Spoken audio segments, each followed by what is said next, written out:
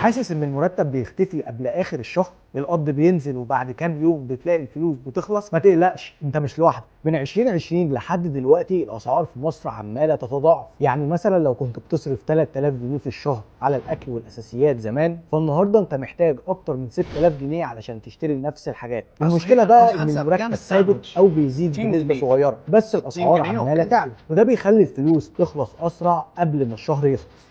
بس التضخم الخفي هو ان الحاجه تفضل بنفس السعر بس الجوده والكميه تقل. يعني زمان كيس الشيبسي اللي كان ب 5 جنيه كان بيجيب كميه محترمه، دلوقتي ممكن تشتريه ب 10 جنيه وتلاقي نص الكميه او اقل كمان. حتى الساندوتش اللي بتشتريه من بره بقى اصغر وجودته اقل وسعره اعلى، وده بقى بيحصل في كل حاجه، حتى الاكل واللبس والمواصلات.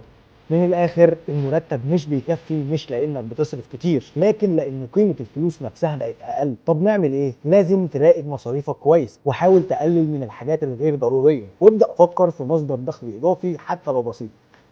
انت فاكر انك بتصرف زي زمان؟ للاسف انت بتصرف اكتر عشان تعيش اقل.